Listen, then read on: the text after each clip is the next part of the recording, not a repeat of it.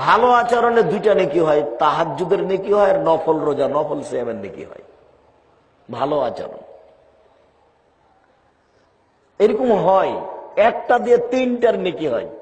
দেখবেন আসাই আলাল আরমাল ওয়াল মাসাকিন কাল মুজাহিদ ফি সাবিলিল্লাহ ওয়াসাইম লা ইফতির ওয়াল কায়েম লা ইফতার।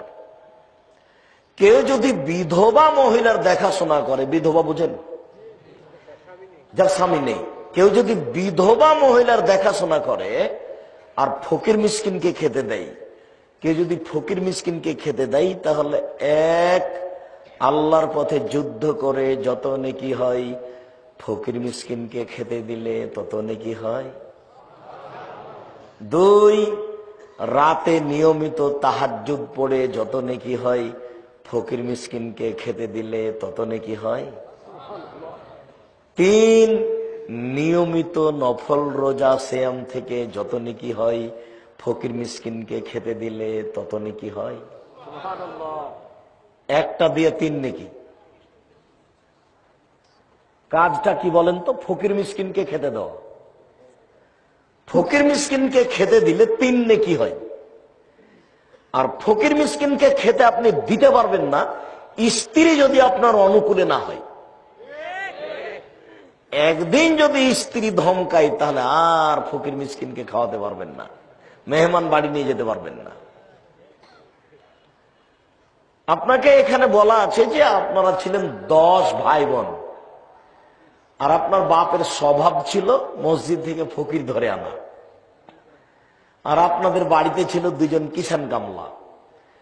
তো 10 ভাই বোন, 2 জন ফকির 12 জন, 2 জন কিষান কামলা 14 জন, আপনার বাপ মা 16 জন।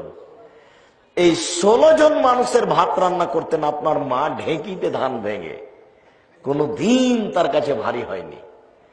আর এখন আপনার স্ত্রী যেখানে ভাত রান্না করে সেখানে গ্যাসের চুলা আছে, সেখানে ফ্রিজ আছে, সবকিছু রেডি।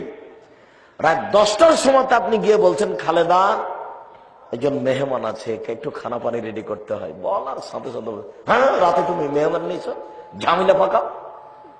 এই বউ নাক ছিটকেনি দিল, এই বউ তালাক দিতে হবে, এ হস্তিনী, এ ভালো নয়। আমি তালাক দিতে বলিনি, তবে পরামর্শ দিচ্ছি। তার মানে প্রয়োজনে 5 বার রান্না করতে হবে, প্রয়োজনে 5 বার রান্না করতে হবে ফকির মিসকিন মেহমানকে খেতে দেওয়ার জন্য। আর এটা তো নোংরা নীতি। বাচ্চা মাত্র 1টা বা 2টে, তাদের ছোট্ট এত বড়টা পাতিল, এই এত বড়টা 100 চাল রান্না করেছে, 150। তো দুপুরে মেহমান চলে এসেছে, তখন স্বামী স্ত্রী বলা বলি করছে, কি করবে কি করবে, এক কাজ করো, মেহমানকে চানাচুর বিস্কুট দিয়ে বিদায় করে দাও। আচ্ছা, দুপুরে মেহমানকে চানাচুর বিস্কুট খাইয়ে বিদায় করা, এই নোংরা কোন বর্বর অসভ্য নীতি! ছি ছি ছি ছি ছি ছি ছি, এ কোন নোংরা নীতি! হ্যাঁ, দুপুরে মেহমানকে চানাচুর বিস্কুট দিয়ে বিদায় করতে হবে কেন? এটা হারাম নীতি, এটা জঘন্য নীতি, এটা বর্বর নীতি, এটা অসভ্য নীতি। চাউল বেশি করে রান্না করতে বলবেন।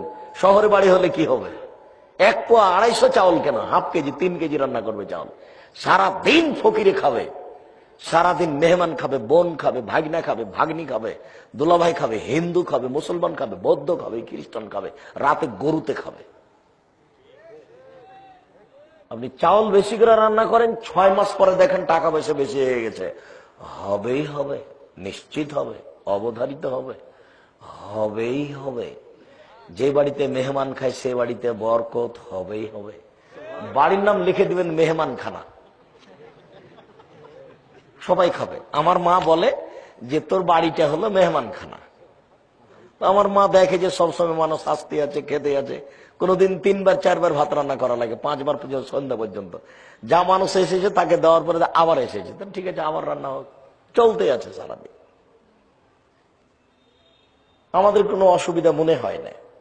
আপনি গিয়ে পরীক্ষা করে দেখতে পারেন, 3 মাস থাকবেন সপরিবারে, 3 মাস কোনো সমস্যা হবে না। 3 মাসের মধ্যে যদি পর্দা ব্যতিক্রম দেখা যায়, জাতির সামনে বক্তব্য দেব না ইনশাআল্লাহ। যদি সরিষা সম পরিমাণে 19-20 বোঝা যায়, জাতির সামনে কথা বলবো না। ওটা 26 বছর থেকে বলছে, আজকে নতুন নয়। এই কথা ২৬ বছর থেকে বলছি।